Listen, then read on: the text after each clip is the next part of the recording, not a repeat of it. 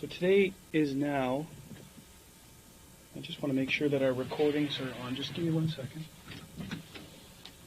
Good to go? So today's the 9th of November, 2010. It's now, on my watch, 2:44 a.m. You're in a room right now that's being video and audio recorded. This is a digital audio recorder, and the reason I have that there is it's more of a fail-safe, that if something was to happen to the video system in recording, that I have another, it may not be a video, but I have a digital audio recording of what we're going to speak about.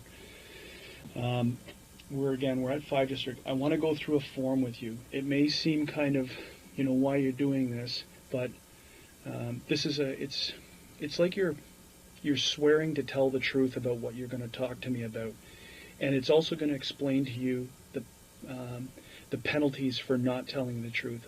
I don't expect you to help me, but for a homicide investigation, anyone who's very close to the investigation, we do this with. Okay? So this isn't suspecting that you're not going to tell the truth. This is more of a feature that you understand the importance of telling the complete truth. Okay? As much as I can remember. That's all I asked for. But so this form, please don't take it personal. Okay? But it's something we go through with everyone. Okay? If you have any questions about the form, so I'm going to read this form to you. Then someone's going to come in here with either a Bible or affirm, whatever your choice is, that whatever you tell will be the truth, okay? And then from that point, I'm going to go on and we're going to ask questions, okay? So,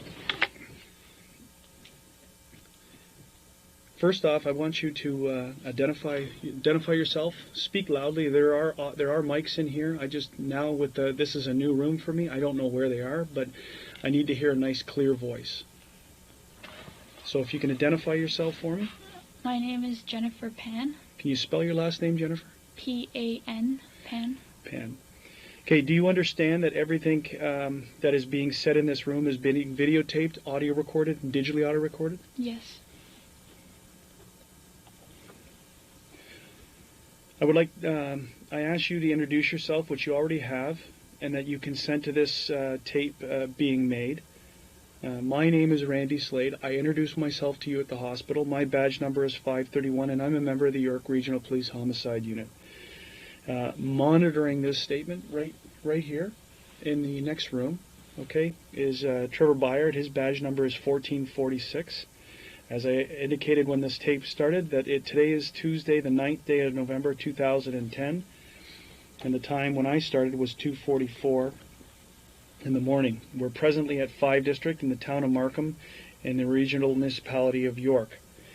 Is there anything I need to know in order to understand your statement? And that means do you suffer from any physical or mental condition, use of alcohol, drugs, or anything of any concerns that would influence your ability to give me a statement?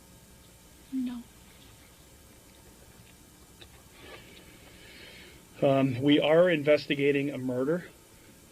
Okay, and you're aware of who it is. It's the murder of your mom. And can you tell me what your mom's name is? My mother's name is Bik Ha Pan. Bik Ha Pan. As a part of our investigation into the offense, I would like to interview on videotape and under oath or solemn affirmation or solemn declaration. It is my obligation to advise you of certain information before we commence this statement. You may be a witness in the court concerning the events you are about to describe in your statement. If at any time you change your statement or claim not to remember the events, the content of this video statement you now give may be used as evidence in court. Do you understand? Yes, I do. I'm going to get you some Kleenex in a second, okay? You have nothing to apologize to me for, Jennifer. It's going to be tough, but you know the importance of this statement, okay? But you have nothing to apologize to me about. I'm here to help you, okay?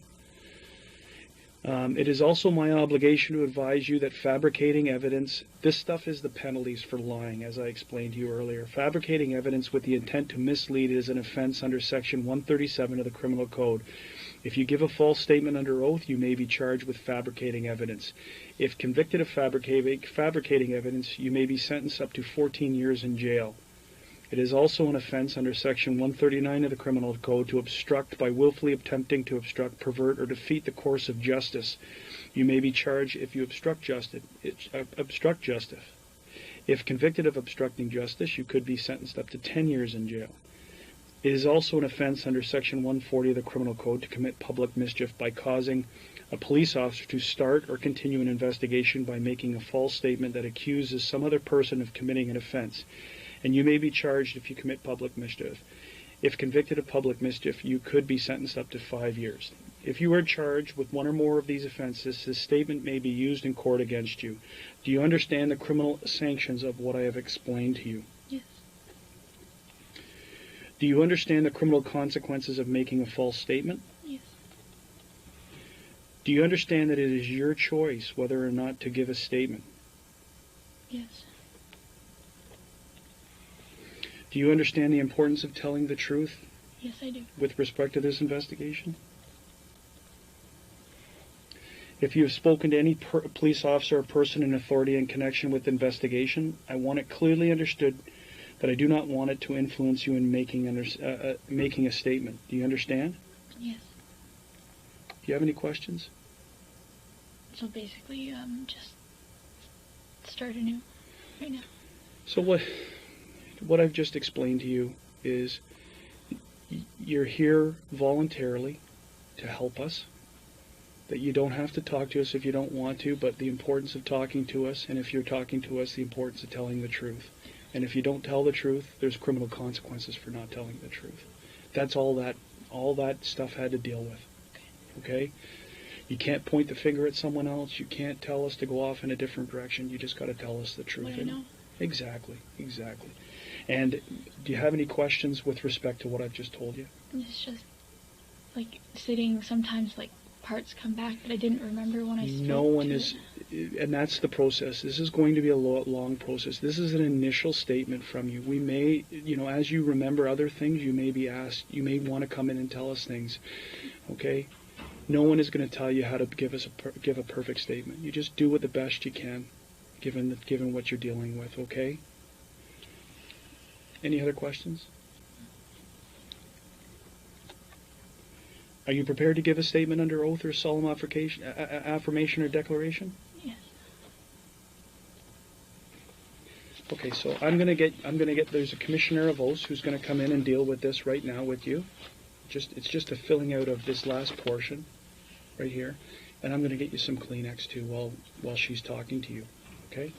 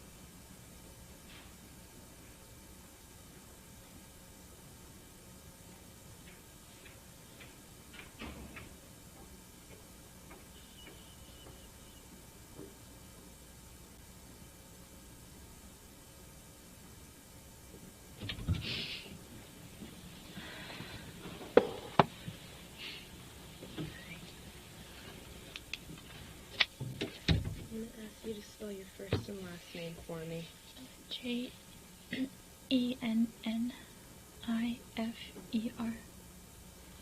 Pan, Pan. Hello, my name is Andrew Spiro. I'm a Commissioner of Oaths with York Regional Police. I'm here so you can give a truthful statement either by solemn affirmation or swearing on the Bible. Which do you prefer? Swearing on the Bible. Okay, just put your hand on the Bible. Do you, Jennifer Pan, swear that the evidence you shall give on this investigation shall be the truth, the whole truth, and nothing but the truth, so help you God? I do.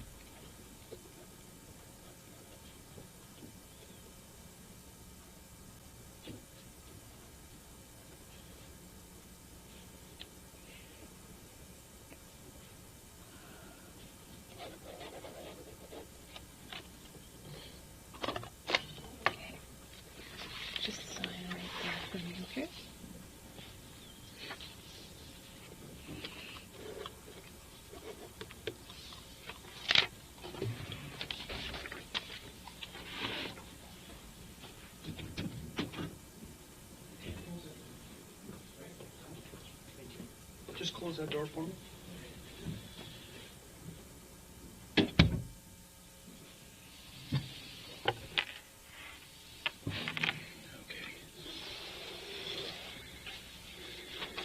So we're through the forms. That's the administrative process about this. Now I want you to sort of take yourself back to earlier on today, yesterday, meaning the 8th of November, and tell me about your day. Okay, start at any point in time, wherever you feel comfortable, and then we're gonna move forward. Okay. Yesterday, probably around 9 o'clock in the morning, 9:30. My mother, she woke me up and she told me that she was going to visit my grandfather, who was ill, and that she was going to go over pick up my aunt to go. Once we stepped out of the house, there were a few police officers barricading the driveway, and so she called me down, and when I came down, the officers just said that there was like a gas leak in the area, and they were just as precaution evacuating. And before we could walk over to a safer place, they said that the evacuation had been moved to somewhere else, that it was safe to go back home. With that, my mom decided for me to stay home, and because I have some piano history stuff that I'm working on. So I was doing that on the computer, played a little piano. I forget what time my mom came home, probably around like 3:30. My father came home later than usual. He said that he had forgot to lock a toolbox and had to turn back, but I'm not exactly sure. He just was home later than usual. Okay. And once he came home, he phoned up my uncle and asked him to go to buy a USB pen, I think, just to go shopping with him, because my uncle doesn't drive. They left, so my mom had prepared dinner because she was heading to go dancing that night, line dancing. She does it every Monday, and so her and I sat down for dinner first, and then after my father came home, he did that, and then a friend of mine came over. We do TV night every so often. So my dad, I guess, went up on the computer as he always does, and I was downstairs with my friend watching movies, and my mom was out dancing. My friend left around 9, I believe. Mm-hmm. And then I upstairs in my room, called it a night with the TV on, talking on the phone with a friend of mine. And then shortly after, my mom came home. I believe that was around 9:30 or so. She was rummaging downstairs. I didn't think anything of it. And then suddenly I just heard my mom calling for my dad to come down. And that's when I lowered the volume on my TV, and I could hear the voices weren't any voices I was very familiar with. And so I was scared and I couldn't move. I just sat in my room for a while. And then I thought I heard them all leave the top floor, and I peered out of my bedroom door. And a guy was there, and he came at me and had string in his hands and tied my arms back and said, "I have a gun behind your back. Do what I say. If you do what I say, then no one will get hurt. Where is the money? Show me where your money is."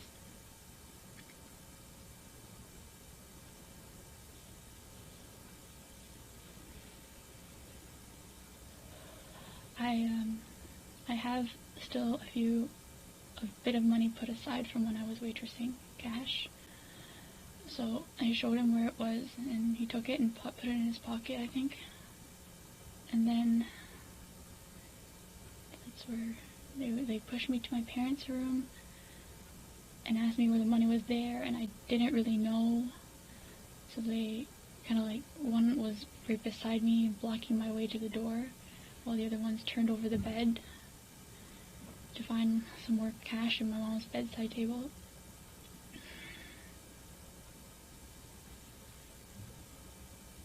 In which then they dragged me down the stairs and made me kneel at the bottom, telling me to face down on the floor while the other guy had a gun behind my head and asked my mom where her purse was. My mom kept trying to get up, and they kept telling her, sit down, and so I didn't want her to get hurt, so I told her, Mom, sit down.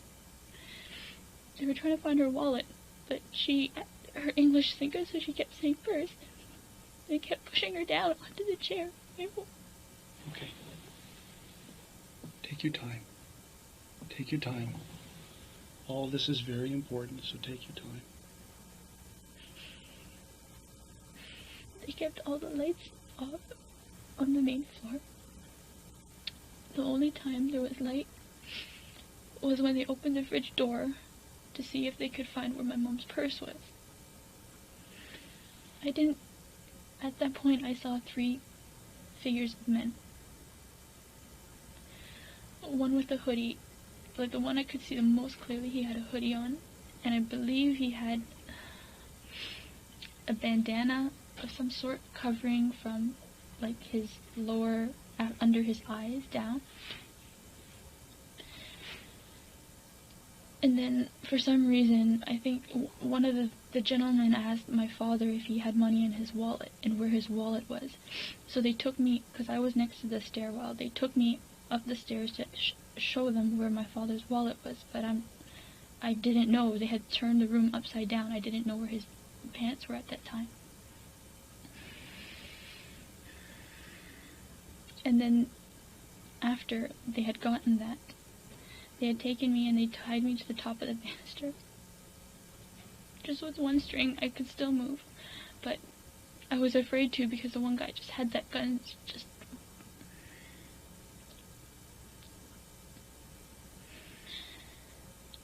next thing I know, I think I heard my parents going down the stairs, and my mom was asking them for me to come with them. They wouldn't let me come with them. After they said, the last things I heard them say was, you lied to us, you lied to us. And then I heard 2 pops. My mom screamed. I yelled out for her. And a couple more pops.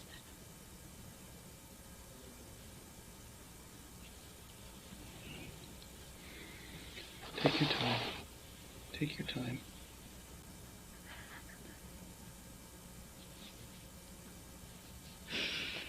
And I think I heard my mom say or moan or something, and then they did one more before they left, and then one of the guys said, we have to go now, it's been too long. And then they ran out the door, and I think once they were out the door, I heard my dad go up the stairs, and at that point, I had my phone on me, behind me, that I had hidden there that they didn't know about. So when I thought that they had heard them all leave, and my dad ran up the stairs, I whipped up the phone and I called 911. But I still hadn't heard anything from my mom, and all I could hear was my dad running on the street, just moaning and making sounds.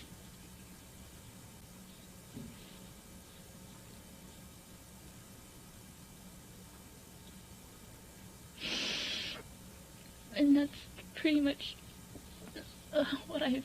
So what happens? Continue on from now to the point that the police arrive. I was just on the phone with the secretary, or the operator, and I begged her not to leave me alone, and that my dad was outside. I was yelling to him, but he wouldn't come in. I don't know if he didn't hear me, he didn't come in. I think he went to go look for help.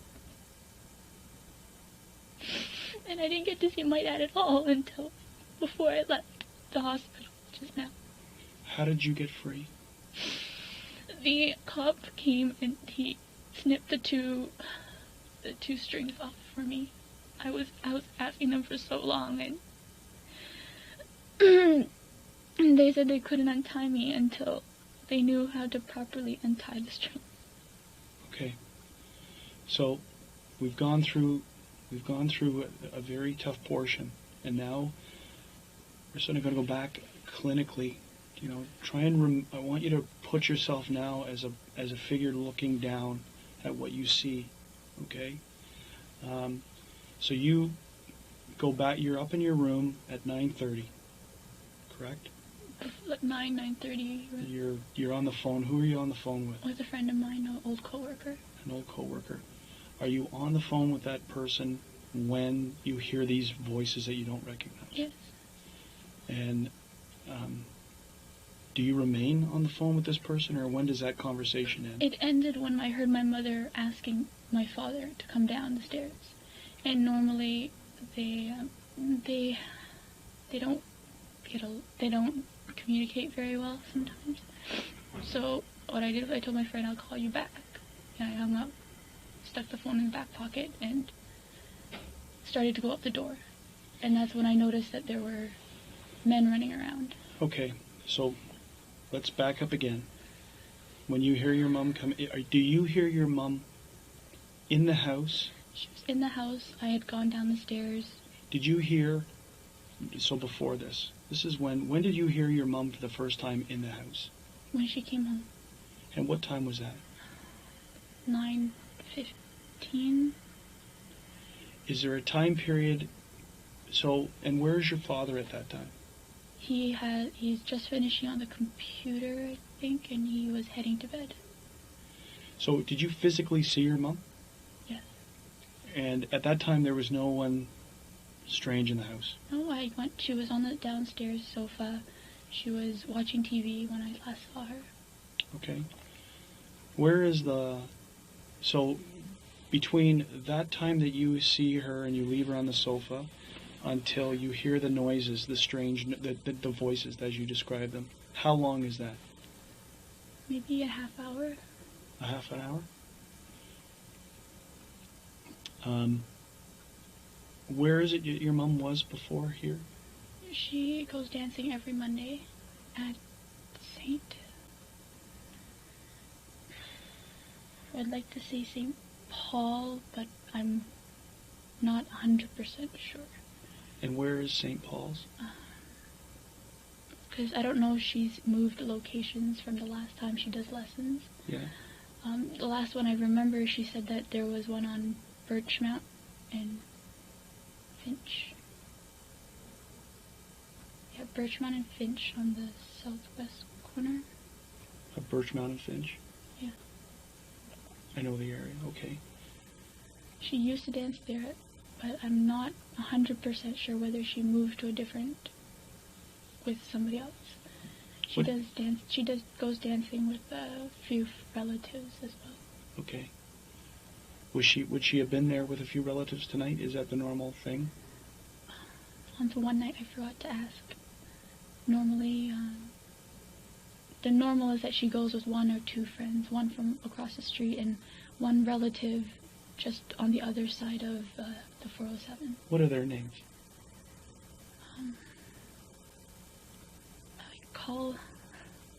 I only know their names by what I call them. Okay. I call one Bakmoy, and then the other one is my cousin, and her name is Vong. And the one who lives on your street, what number? The neighbor who lives on that she usually goes with? Across the street, about 2 houses down. I don't know the exact number, unfortunately. Okay, we'll find that out. And so she's been going there for how long? She's been dancing for a long while. A long time? Maybe more than a year. Okay. What does your mom do? What does she do for a living? She used to work for Magna. Okay. But due to the job cutback.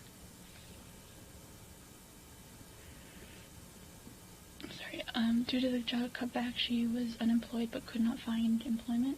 Okay. And so she's been at home looking for a job, and recently I think her pension's done. How long has she been out of work with Magna? I'd say at least a year and a half. Okay. And what about your father? What does he do for a living? He also works for the car company, they just changed their names. Something Cobel and Stel. What does he do? He wears many hats. from like assembly line worker, but I think his title is tool and die operator. Okay. So 9:15, you see your mom down on the downstairs couch, and you see your dad. He's at the Computer. And where is the computer located? Upstairs, right beside his room. Right He's in a beside- separate room beside his room. Okay. And you're going to bed. You're going up to your room to watch TV and turn down for the night. Yep. And then approximately, again, how long later that you hear these voices? My mom had to be home for maybe 20 minutes. Don't really have that window. I think around like maybe 9:40. 9:40? Okay. Estimates, it's fine. Yeah, I'm not expecting to hold you down to times because we can probably get that from who you were speaking to, right? Because how long after you end the conversation with the person do you hear the voices? They're already in the house. So you end the conversation because you hear the voices. You'll call the person back. Yeah, because I heard my dad and then I heard some strange voices is when I was like, I'll call you back. And who was it that you were speaking to? A coworker of mine. And what's that name? What's, Ed? Edward. Edward, you know Edward's last name? Pacific Door. Okay. So, what is it that you hear that causes your father to go downstairs? My mother calling for him. And what is he? Is she speaking in English or is she speaking in another language? She was speaking in English, which is why it also caught my attention. What language does she normally speak? At home we speak a mix of like Vietnamese is most fluent, but we do throw some Chinese words here and there. Okay. Or English words here and there. But the vast majority of it is Vietnamese? Vietnamese. What is the first, when you hear this, can you hear them talking downstairs, the unknown voices? It's all a mumble. It's a mumble? Because I had the TV on, it was just all a mumble. When's the first time that you actually can hear one of them talking? When he was upstairs, and I thought he had left the upstairs, because I was frozen in my room for a while. Yep. Trying to listen in, but I couldn't hear over my TV, and I didn't want to startle them by turning it off or like diminishing the volume. So I was kind of pressed up against my door for a while trying to hear it. And I thought that all the people upstairs had gone down, so I opened up my door quietly and tried to peer out, and he saw me. And that's when he came.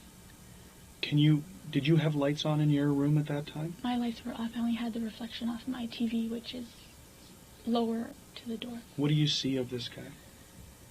And I'm calling him a guy because you said you thought they were all males. I think they were all 3 males. Okay, so tell me about this guy.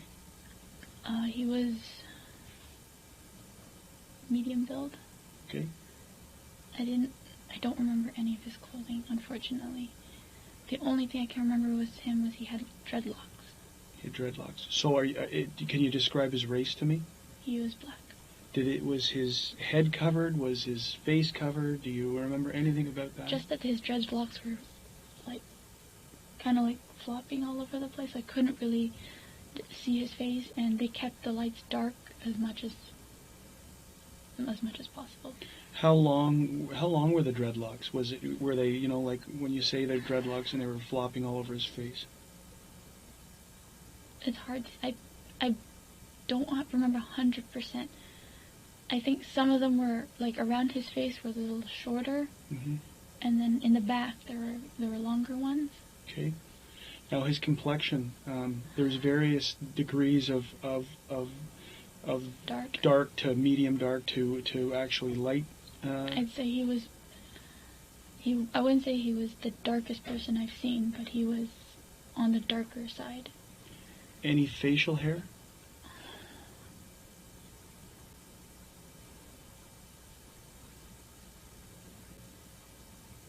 I'd like to say maybe.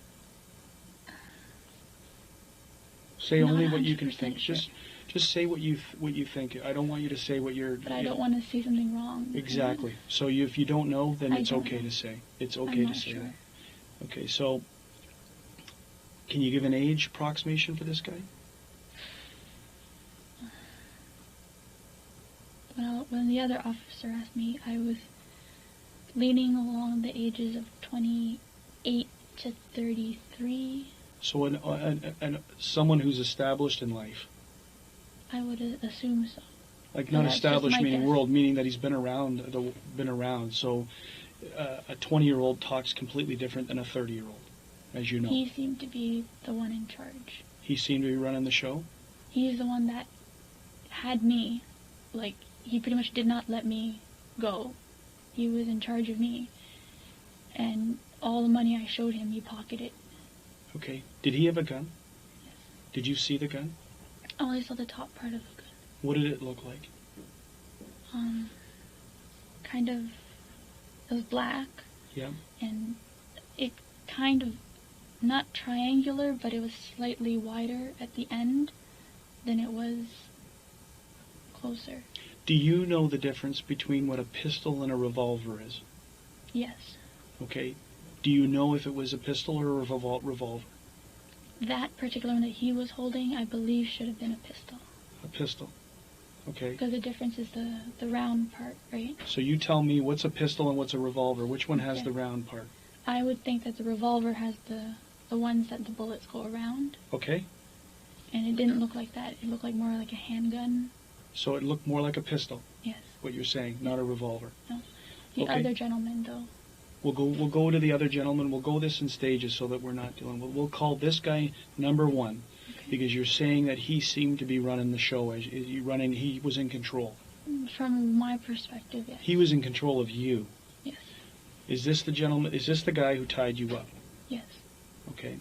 I want you to But he was the one that tied my wrist together. He wasn't the one that tied me to the banister. Okay. So where did he get the shoelaces, or whatever the laces were, or whatever it was that tied you up? I'm not sure. It might have been from my mother's room or the study room, or because my mom has a sewing table next to her bed. So when you open the door, where is this guy? He was just stepping out of my brother's, well, what formula would be my brother's room. So he's already on the upstairs. Yeah. Do you know where the other guys involved in this are? I know one stayed with my parents downstairs. Okay. The other one, I'm not, at that point in time, I was more focused on him, like, he was seeing me and he was coming after me. So you're I saying think- there's three for sure? Yes. That's all? You saw a total of three at one time? You saw three people Yes. together? Yes, when I went downstairs, I Okay. saw 3 shadows. Okay, so this number one guy, and we're calling him number one because he was the one who tied you up, and he's the first one that you actually are confronted by. And he comes out of your brother's room, Mhm. what was formerly your brother's room, and he comes into your room, Hmm. and what happens in there? He tells me to sit down, And and, he's- he shows me his gun. So it's not pointing at you, but you see Not it, and yet. where is it? It's like in a holster almost. Okay. And then he showed it to me, and he's like, "Don't move." And then someone else brought him the shoelace. Okay, can you describe the other person who brings the shoelace? He was the second person and the only other person that I encountered with. Okay. I only saw the third guy, but he didn't encounter with me at all. Okay. He had a hoodie and like a bandana over his face. Yeah. His complexion, and it was really dark, but I could tell that he was darker than the first guy, So he's a male black as well, but thinner build. but thinner build. So we got a medium build, thin build, and what about the height? Where are we in height scales? How tall are you? 5'7". So where are they in comparison to you?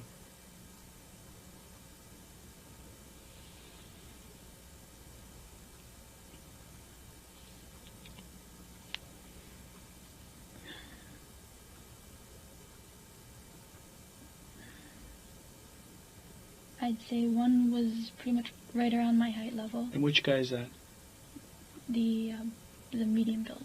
The first guy you encounter who shows you the gun, Yeah. and eventually ties your wrists together. He's about your height, so he's somewhere in the area 6 to 5'8", 7. 5'6" to 7. 7, I'd say. Okay. And the other guy, I'd say around 5'8", maybe smidget higher, lower than 8. So he's taller than you, but not much. Not much. Okay. Now the first guy who spoke to you, did he have any accent? Is None it that clear? I could make out. Was it clear English? English. Unbroken? Unbroken. No accent? From the terms he used, I didn't get to pick up an accent, no. He used short phrases. He sounded Canadian? I would say, yes, he was born here. He was born here. Okay. So number 2 guy you see with the bandana, and he's got a darker complexion, and he's thinner, Yes. and he's about 5'8". With a hoodie. With a hoodie. Is it black hoodie, or what color is it? Again, it was all really dark, Yeah. so I'm assuming he was wearing black. What about the bandana? Can you see a color on the bandana? It was very dark as well. Okay. Anything distinguishing about his eyes? I didn't look straight into his eyes, no. Any other portions of clothing that you recognized?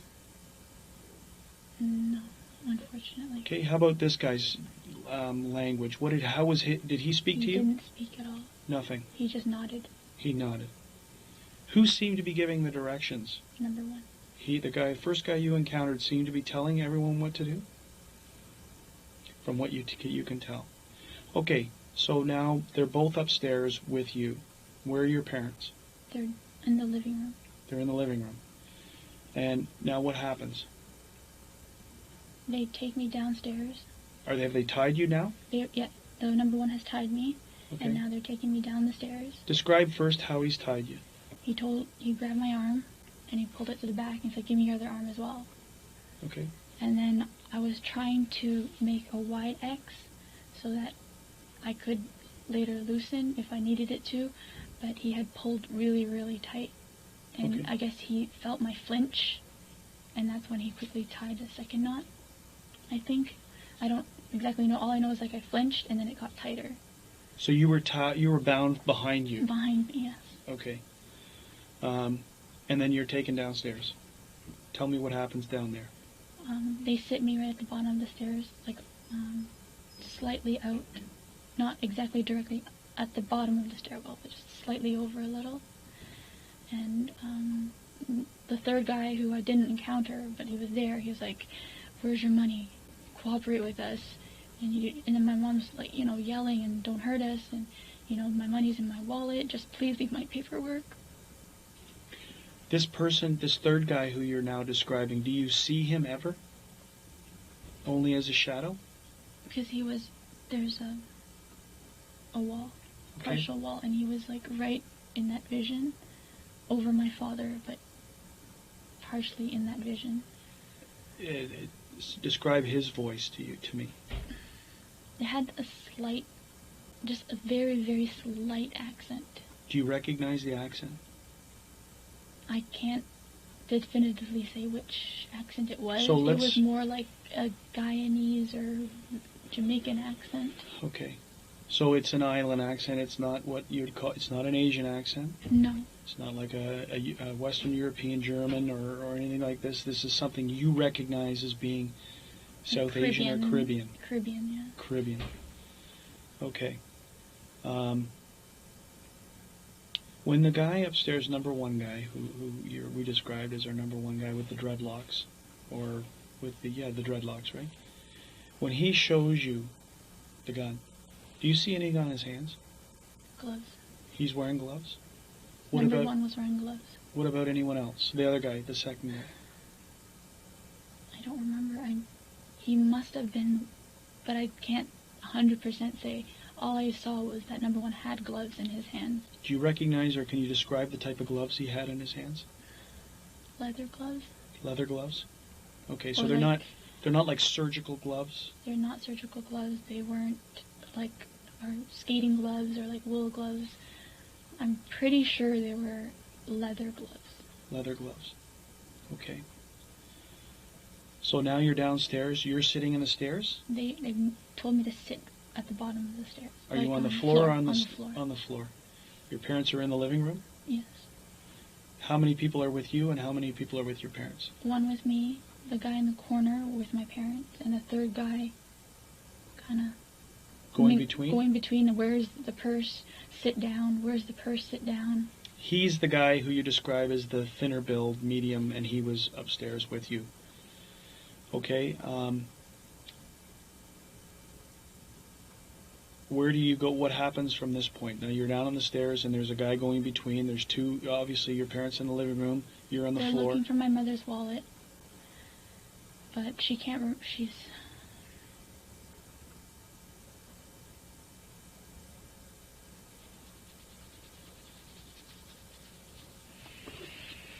Take a deep breath.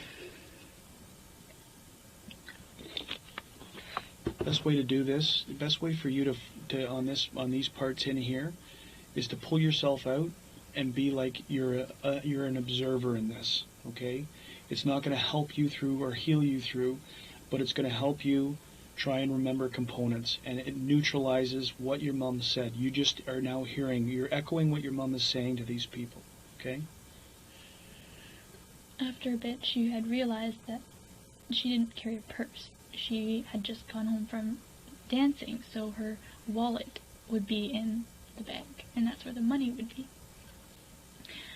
And while that guy's searching for her and telling her to sit back down, the one behind the wall was asking my father if he had money in his wallet. And my dad said yes. And they asked how much. I think I heard my dad say $60. And then the one that was with me was signaled, and he said, "Come here, go show us where it is." He had a lower tone. Who's that? Number one. Number one. A lower voice? Yeah. Okay, and this is, and you say the reason 28 to 30-ish, 33 is why? Why do you hear that as being the age of this person that you're dealing with? That he's... It's just the way he, like, his muscular tone.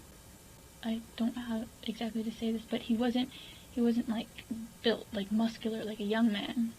What about the second guy you hear when you? How old do you think he would be in?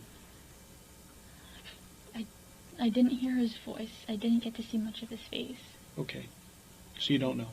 But if I had to guess, I'd say younger than that number one though. Okay, so they take you. You're now there, and they're wanting to go to this wallet. Yes. So they're now telling me, like, dragging me by my sweater, get up, show us where it is. Okay. And one kept me at the door while one was inside looking. When you looked inside that bedroom, had it been, you said it was tossed, had it already been tossed? So they were in, so the room had been tossed prior to you opening the door to see? See, yes. Okay. Because that's when I figured out what was happening, and I kind of froze. So I heard them moving stuff around. And how long do you think that they were in, that you heard between the time? I guess it's tough in the freeze time, but how long do you hear it and then moving around before you're confronted by one of them? Less than 5. Less than 5 minutes? Okay. It just time's all over the place. I understand that. It's your estimation. It's about 5 minutes, maybe. Okay, so you're now upstairs, and he's in. Who's inside the room looking for this wallet?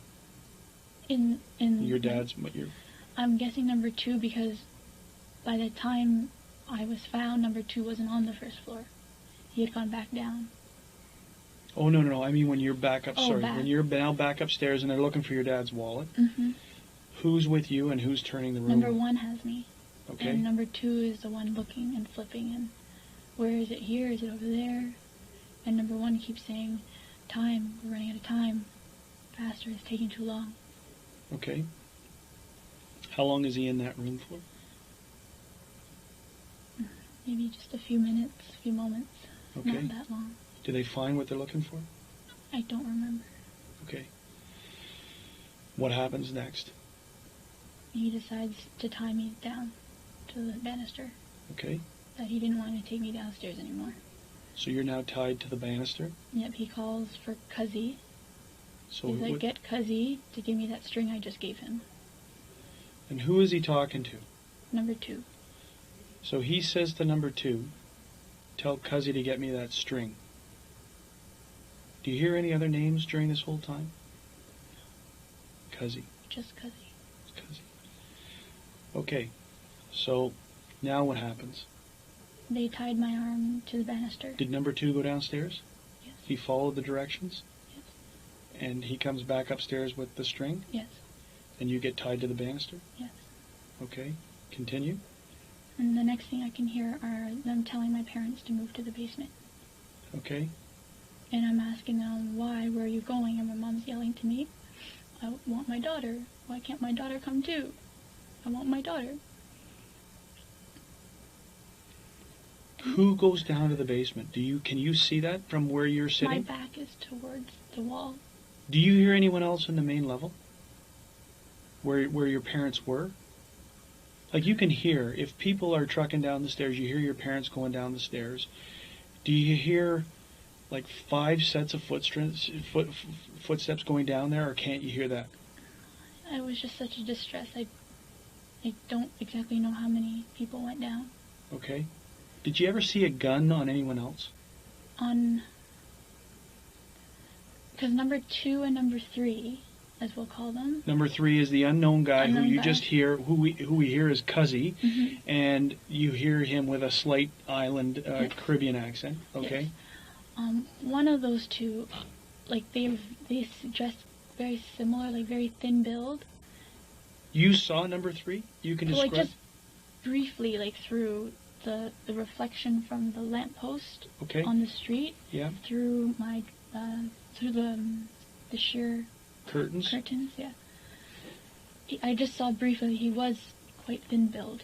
Another thin build guy. Yeah. Similar to number 2. Yes. And what about the gun? Did you see another gun? I saw the tip of his gun because he had pointed it out at my father, and that one was a revolver. Like it had the rotating. You saw the cylinder. Yeah. The rotating cylinder portion of the gun. Yeah. You saw that. Yeah. Okay. And what color was the gun? I was quite a bit away. Okay. And how did you see how did you see this? Did you see it as a silhouette, or did you actually physically see the gun? I was on the floor kneeling when he was asking my father for his wallet. Yes. He had pointed it out, and I was told to keep my head down, but I kind of looked up like peripheral here, and then I saw that. So what portion of the gun are you seeing? Are you seeing him holding with the handle and the revolver? Because the cylinder portion sticks right. Yeah, like right close by here. Can you see him wearing gloves, or can you see him? Honestly, the lights were all out on that side of the house. Okay. But in your estimation, it's a revolver because of what you... I saw what it looked like. Okay. You see nothing else about his clothing or anything else that he's wearing? Unfortunately, I wish I could have, but... No, that's all. We just have to make sure that that we understand. So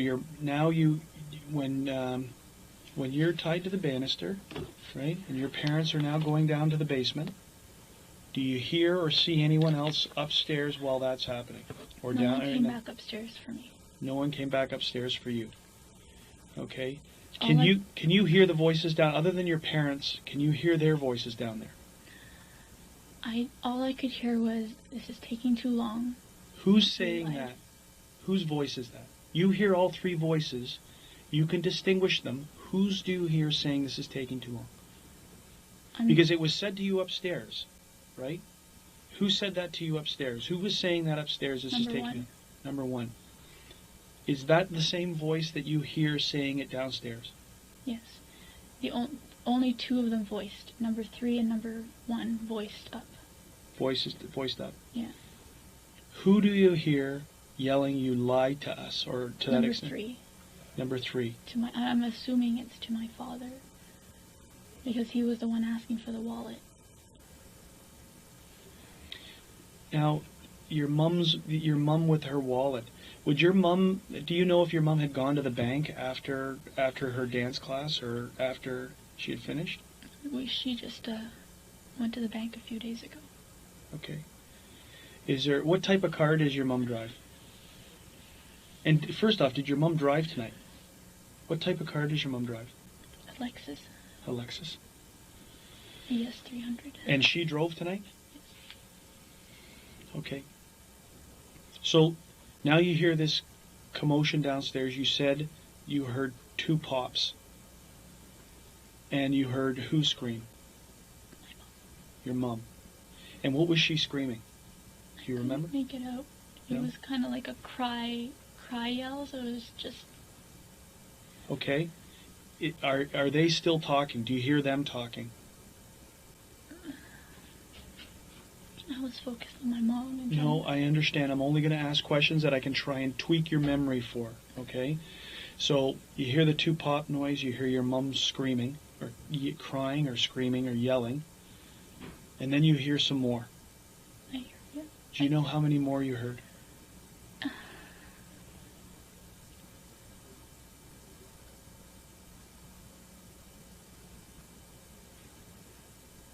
There was a set, but I don't. I don't want to say this wrong. Say it what you think and what you believe. So you're not whatever you say isn't going to be wrong. Something for sure is I don't know if it was one, and then what I'm going to tell you, and then one, Yeah. or if it was two, and then what they said I'm going to tell you, and then another one. Basically, they had made the first round or pop, and they had said, okay, that's enough. Let's go. Who said that? Whose voice is that? Number one. Okay. And then I heard one more after that. And they're like, that's enough. Let's go. Okay. And again, that's number one. Yes. Do you hear three's voice at all? Not at that. After he had pretty much said, you...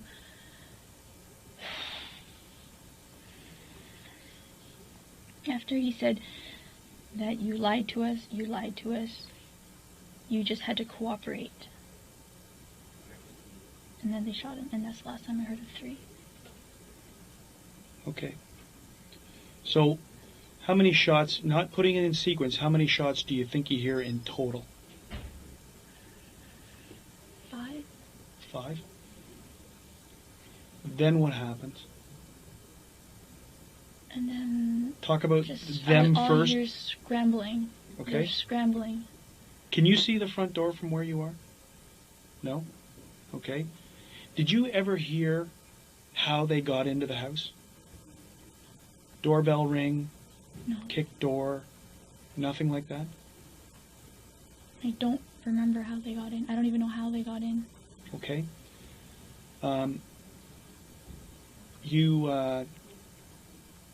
You hear scrambling noises. Are you talking about right now? Right at this point in time. So we're back to the time they're leaving, okay? Or you hear the scrambling noise, and I'm only assuming they leave because they're not there when we get there. Do you know which way they go out? You can't hear that. I'm pretty sure it was the front door. Yeah. But I'm not 100%. I didn't get to see anything. Like, my arms were behind my back, and I was against the banister. Yep. And the banister is twisted, so I can't see the front door. Now you hear your dad. Yeah. Right? And what's going on? So what do you hear next? After you hear the scrambling, they're gone. Because you're hearing no more. I gather that's how you assume they're gone, is because you don't hear it. Then you hear your dad. I reached for my phone at that point. And you call 911. Okay? And then what happens after you're on?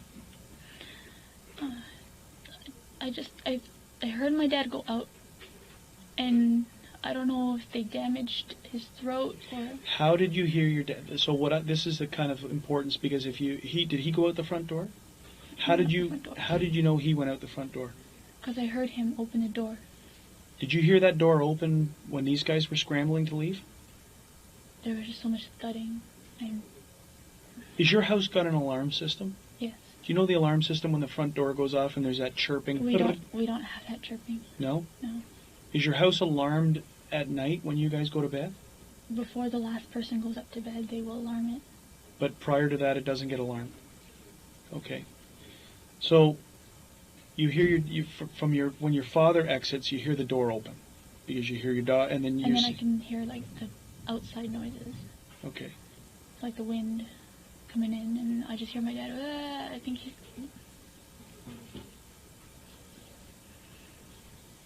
You think that he's sustained some kind of injury because you can't understand what he's saying. Okay.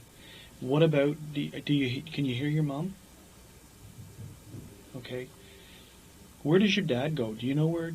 You never see your dad again until when we're at the hospital. I think that's what you said, right? I saw him when he was on the gurney, but the officers walked me around, so I really didn't. Okay, so now you're upstairs and you're on the phone with the 911 operator. Okay? You remain on the phone until the police arrived?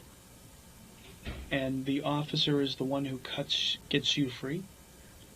He first had to secure the place. Yes? It took me a while to get somebody upstairs. Okay. I And just kept screaming. okay. And I guess they went into my bedroom, and I have a pair of scissors that I cut my hair with. Yes? And they said that they cut it for me, but it was still a while longer until after they cut the string so that I could be free. Do you understand that they of the importance to clear what they were doing? It wasn't to leave you in any kind of trauma or anything like that. I understand. It's just it's a very tough question considering all the things that you've gone through tonight, Jennifer. Is any of the tying up, any of the binding, any of the things, were you sexually assaulted in any way? It wasn't that. This was strictly they were after money. from what I saw, they were after money. They wanted it now. How much money did you turn over to them?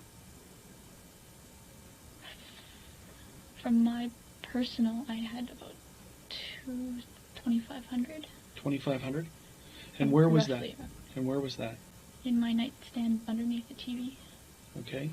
And that was from work that you had done? Yeah. What do you do for a living now? What are you doing right now? I heard you were saying about piano. Are you in school? I recently lost all my students in piano. I had a few Yes. for a while, but they've gone on to universities. That's why as of September I didn't have any more students. So you were a piano instructor? Yes, out of my home. Okay. Just for family, friends, here and there. Also, my family needed me home for a while, and I was doing some piano classes with a very good teacher of mine. Okay. And I'm going back to school in January Two. to study biotechnology engineering. Okay. Your parents, are they known to keep large quantities of cash in their house? Do they have a large quantity of cash in their bank? I wouldn't say that it was large enough to raise flags. It's enough to pay bills. Okay. My mom's very diligent on making sure just enough. Just enough. So she wouldn't carry around a lot of cash, is what you're saying. We did just come back from vacation, so we did have not a large sum, but a sum that we didn't spend over in the States. And when did you go away on vacation? It was the weekend. My cousin got married on 10/10/10. Okay. And where did you go? We went over to Buffalo. That's where the wedding was in Buffalo? Well, just within Buffalo. Within the area of Buffalo. And when you say that you came back with a quantity of cash, how much money are we talking about? At least $1,100 in U.S. funds that my mom was going to go to the bank and put it in immediately, but family circumstances that we've been dealing with when we got back. So what are those family circumstances that you were dealing with when you came back? Well, my mom's sister was in town for the weddings, and then my mom, the weekend after that wedding, we took her to Montreal for like one last visit before she went home to the UK to her son. Okay. And then, honestly, I think probably like a day or two after that, my grandfather fell really ill, and he went to the hospital, and my mom and I were the two main people, because my uncle doesn't drive, so we were the ones driving in and out all the time. So is this your mom's father? Okay. So that $1,100, did it get taken tonight? I believe so. And where would that have been? In my mom's bedside table. And you said you saw them. Did they go into that bedside table? And was that the second time that when they were upstairs and they were looking for your father's wallet? While they're looking for my father's wallet, they flipped the bed off, and they're like, "Oh, you missed that drawer." Like number one told number two, "You missed the drawer." So number one was the one that leaned over and pulled it open. Okay, you guys are inside the bedroom? I was just at the doorway of the bedroom. Okay. So, in where in relation to this bedroom, and where is this? Very tight space. Okay, so he could stay with you and still reach around and grab this and open this drawer, and that's where they Well, found. he kind of pulled me with one hand closer. Yeah. As he leaned over, but it was close enough that you could maneuver. Okay, and so they grab that American money. Yes. You see it go. I saw him fold it and put it in his pocket. Okay, and did that seem to agitate them? Did you see any change in behavior after that? They're like, there has to be more. Who's saying that? Number one. Is saying there has to be more. Do they look anywhere else? Are they looking anywhere else? Not besides my mother's wallet, still in my dad's wallet. I don't even know if they got it. But those two things that they wanted to see. Whatever happened down in the basement, I tried to hear as much as I could, but it was too many people, and we have really creaky floors, so it's... When they're in that room, inside the bedroom, and now, is it lit any better? No, so it's still all in darkness? So you still can't see if number 2 has got gloves on or not? No, they had, like, something blind me. Like, number one, when we first got in the room, the light was on. And he's like, hold on. And he grabbed, I don't remember what he grabbed, jacket or sleeve or something, and he kind of, like, shielded me with it. And that's when he took my glasses and he, like, tossed them. So he took your glasses off? Okay. How did you get your glasses back? I asked the officer. Okay. And how bad are your eyes with your glasses off? Degree-wise, I'm about high 4, I think 475 and 525. Okay, so you have, with your glasses off, it's difficult for you to see things, right? I can see shapes, but no definition. But prior to all of this, you had your glasses on? Yes. So when you described the gun, and you described the dreadlocks, and you described number 2, what about when you saw the revolver? Did you have your glasses on at that point in time? Yes. So all of these observations are made with your glasses. It's not until you're tied upstairs, they're Right before they tied me to the banister. Like when we went up the stairs the second time. Okay, and who ties you to the banister? I'm not sure if number 2 helped number 1, but it was behind me. I'm not sure who did the tying. But number 2 goes downstairs to get the string Yes. to tie you up. And brings it up. And brings it up. From this cuz. Cuz. And you're sure it's cuz, like cousin, cuz. I'm assuming. No, I'm not saying that that's what it is, but it's on that line of cuz. Yes, go tell cuz. Okay. And again, that's number 1 who's saying this.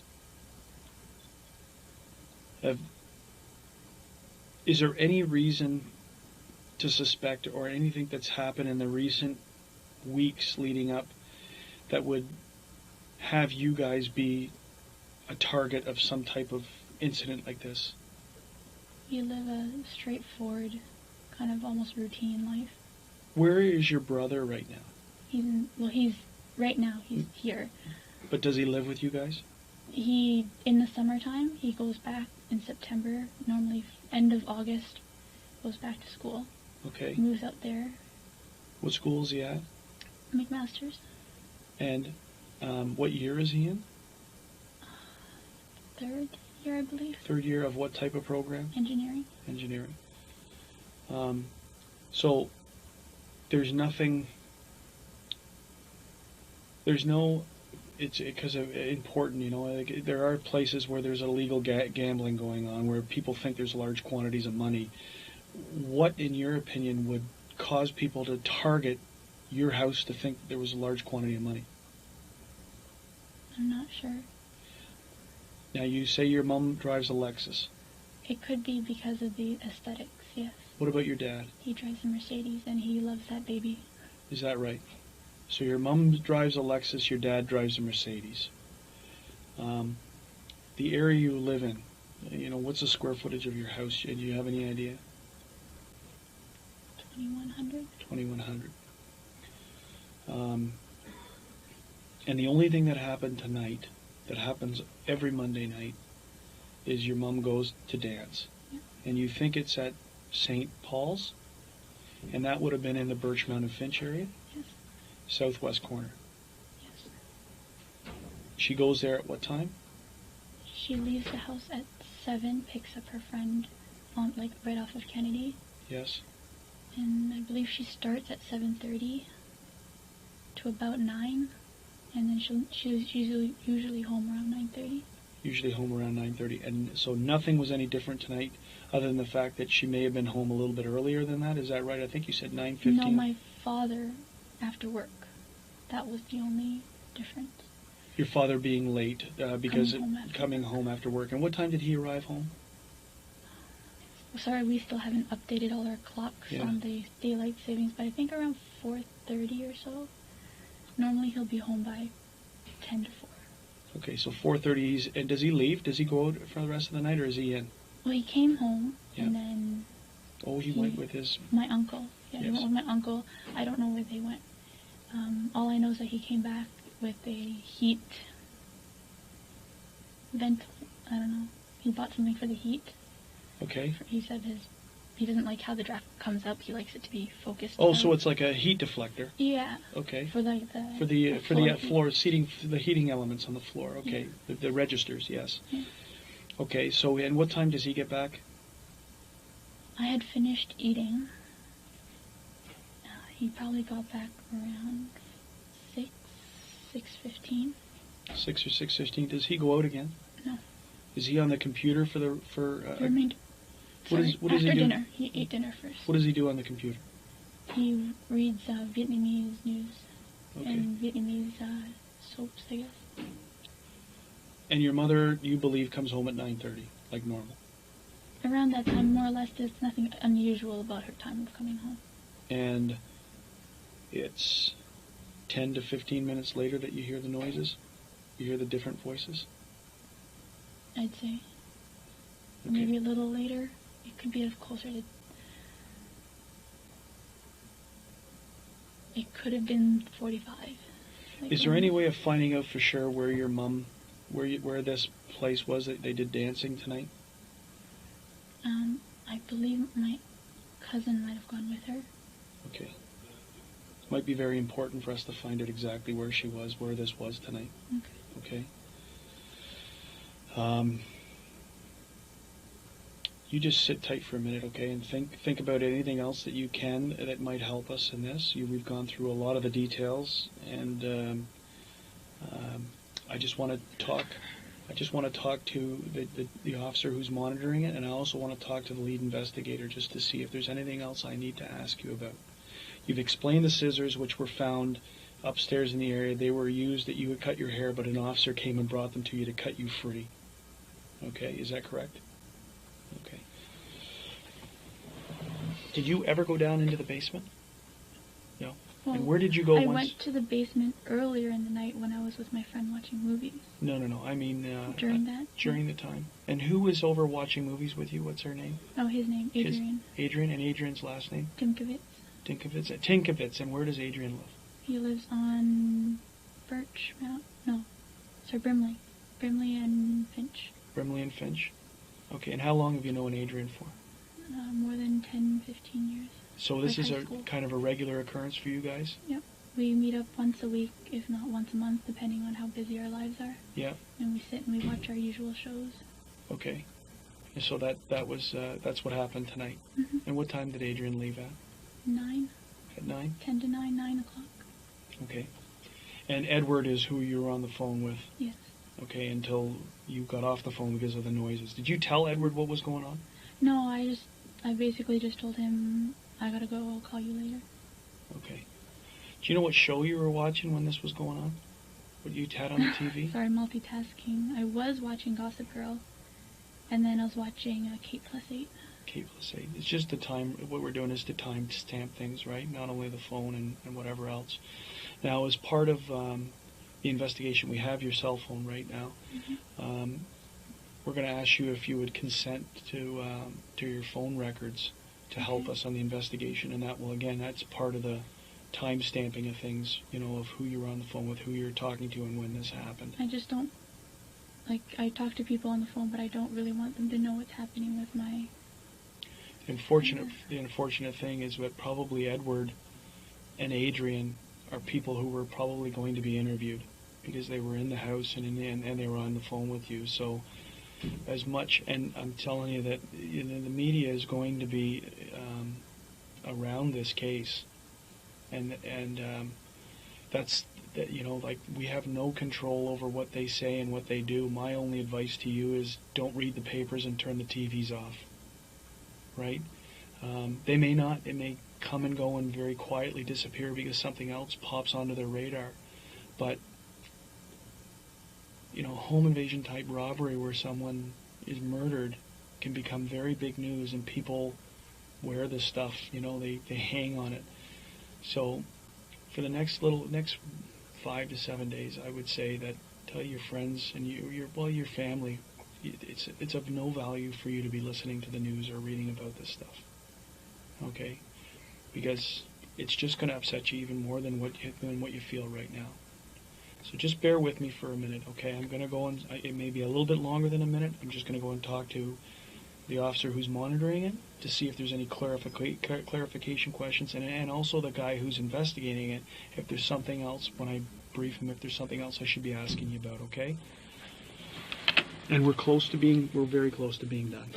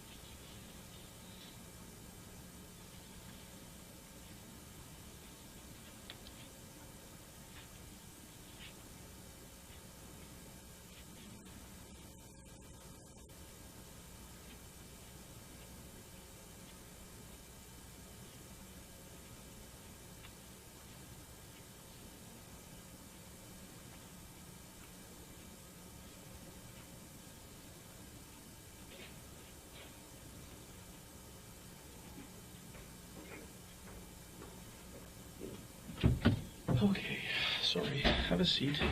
We got just a couple more questions. We're going to give your phone back to you. Okay? And your brother is just being interviewed next door. Oh, he has to get interviewed too. Yeah, well, just because you never know, right? Any other fringe stuff that comes up, it's just more of an administration. But obviously, the relevant people to be interviewed, in my opinion, right now, are who your mom was with right after, like when she went to this line dancing or this dancing. So we can clarify where it was and, you know. Like, I'm 90% sure that it's there. Okay. It doesn't take a rocket scientist to figure out that could she have drawn them here from where she was because of the type of car she's driving and where she's driving to. It's very possible. It's something that we obviously have to explore. So how am I going to find out who she was with tonight? I don't have her number at home. Is there a way on your my phone? Uncle, Can you use your phone to find out who the people she was with tonight? I could phone one of my uncles and ask them for that girl's number. Okay. It's one of his nieces. I'm going to ask you to do that, okay, if you can do that for us. Who are you with? What phone service are you with? Rogers. With Rogers? Okay. We're going to prepare a consent for you for the phone records.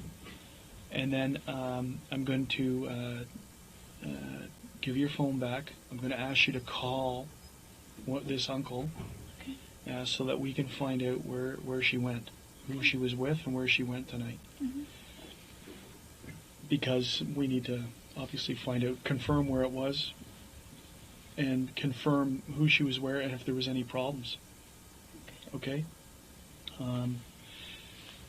The cars. How many cars? Yes? Oh, thank you. Thanks. You want to check to make sure that's your phone? Yeah. Are you the owner of that phone? Are you the on the plan? Is it under your name? Okay. I just asked them to put 2 initials on because I just like caller ID when I call in. It's not my name. It's not your name, but it's still your phone, and you use this, and right? I pay it. And Okay. What's your cellular phone number? 647-965-2118.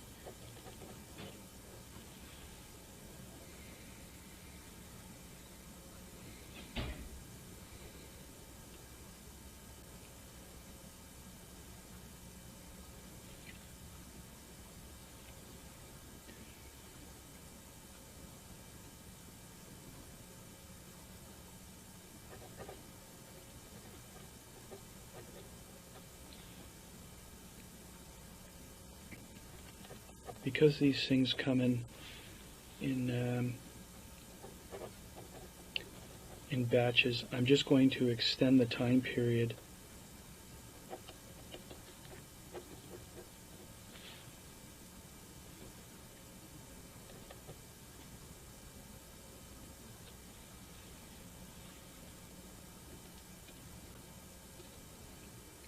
Just because I give it from the 1st to the 9th, because they may even give us more time. It's just the way that the information comes off of their reading, okay? But I'll explain that to you.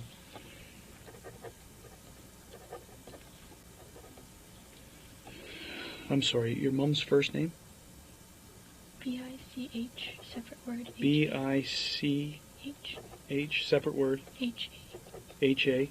Pan?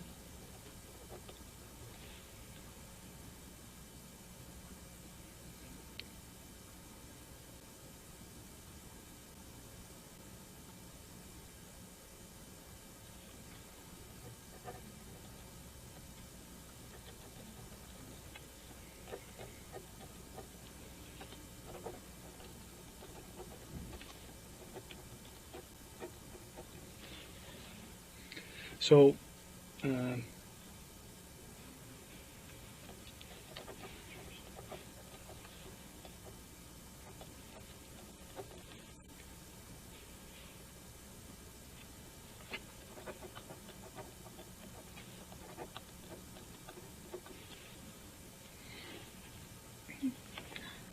question is, how far deep into this will I look for my phone? Just like comment, like regular phone calls to people, just stuff like that? Really, it's just the time stamping of the, we're putting 9 days down because it may come back to you that, I spoke to him, and it may be able for us to be able to identify people that we may need to go back and interview. The interest of us is obviously tonight between 9 and 10, right? But we're just asking for this. We're not asking for months and months and months. It's 9 days that we're asking for. And generally it's because we may come back to you and say, okay, we want to interview this person. And you go, oh, I don't know where they live. But I spoke to them. Or we got the phone records. Is this the same person? And we'll have their address, at least what is registered to their phone. So it's the only reason we're asking for a 9-day period. Okay. No, investigatively, it's not of no real significant value other than today, right? It's only because sometimes I phone, like teachers and stuff like No, that. we're not going to go back and interview all those people. That's not our intention, right? So I need you to fill out this portion for me. So owner, subscriber, it's the same person as this. So it's you and you. Your address, the telephone number, and today's date, and then your signature. And what it is before we go into it, this is all being recorded again. So it's just that you consent to giving us the records for cell phone number 647-965-2118, and you consent to allow the York Regional Police to access the phone records. The said cellular phone company authorized Rogers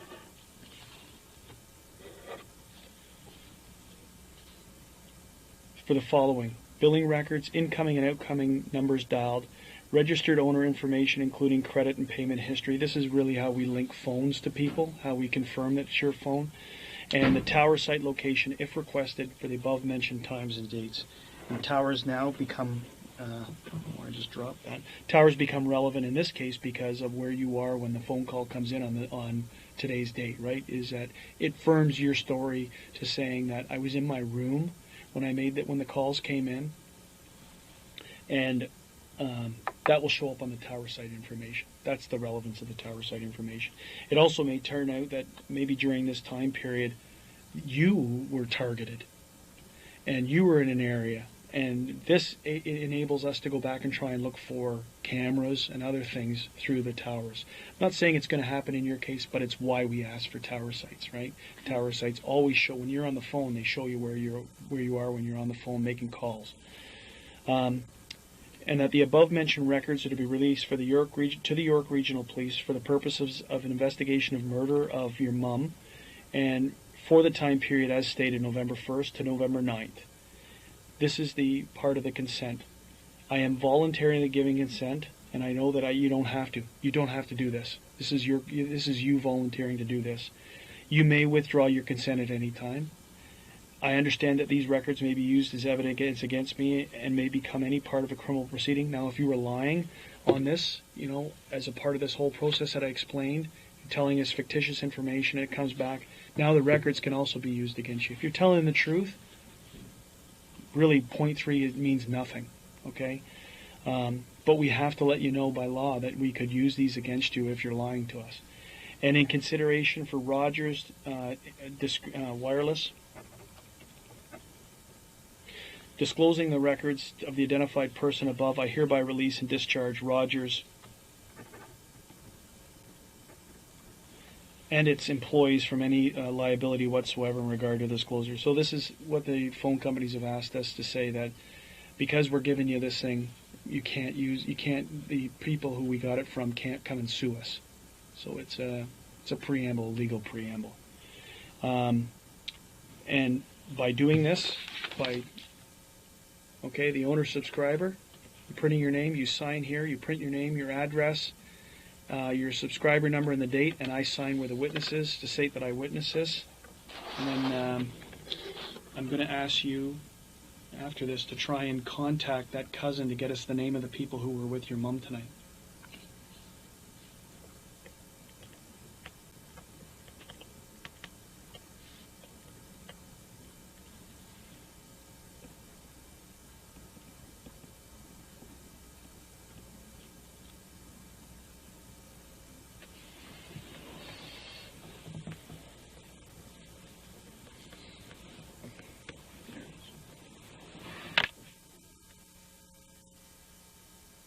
read the full address? Yeah, Markham. Yeah, Markham, Ontario, just to state.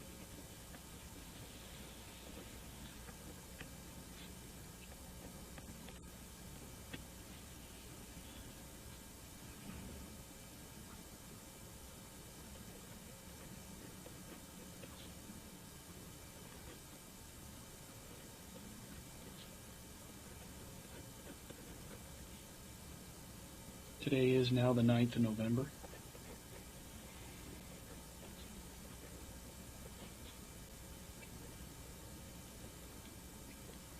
And I'm going to sign to witness it. So will I be informed of who of my, if anybody, if they're contacted on that? The chances are, if you're going to be, so you can almost guarantee that Adrian and Edward are going to be, we're going to need to speak to them, right? Because Adrian was in your house. Remember, if they're doing forensic testing in your house to try and get DNA and anything else in there, they're also going to need stuff to eliminate people, right? So Adrian was in your house. Yes, he was. So we need to try and, when we shut this down, because it doesn't need to be disclosed on video about their personal information, I need to get Adrian's contact information. I need to get Edward's contact information. I don't know if we're going to contact them tonight or this morning, but sometime today they're going to be spoken to. Okay? Our priority is who is with your mom. That's our priority right now. Okay? But I just tweak me back. How many cars does your family own? The Mercedes and the Lexus. And where do your parents park these cars? My dad always parks it on the right, and my mom always parks it on the left. Inside the garage? And where do they enter the house when they park in the garage? Is there an entrance through the garage? Okay, so that's the normal course as they park. Unless we plan on going out somewhere, we leave the car on the driveway instead of having to go through the garage. When you left tonight after this incident had happened, did you see the cars in the garage? I did not, but I believe that one of the officers went and checked and said that the cars were still in the garage. The garage doors were closed? Yes. Okay. Is there any video equipment, video cameras, or any video system in your house? To record? No? No. Okay. Is there anything else that you can think of that might help us right now in this investigation?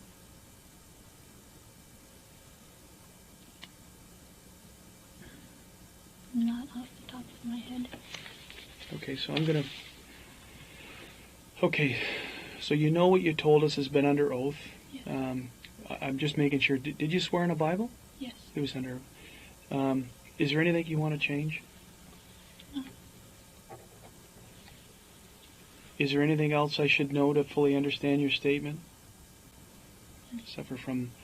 This is one of those things that people say. Well, no, I'm schizophrenic. I just didn't tell you, or I suffer from mental illness or delusions, or I'm actually an alcoholic, and none of these things affect you. None of those that you said. You're competent, and this was completely voluntary, and you've told us everything you need to the best of your ability. Best as I can. Okay. So what I'm going to it is now 4:30 in the morning. I'm going to shut everything off, and then we're going to have you try and find that information for us, okay? So the recordings now are turned off. I'm going to make sure that next door the recording's off. No, Of course you can use the washroom.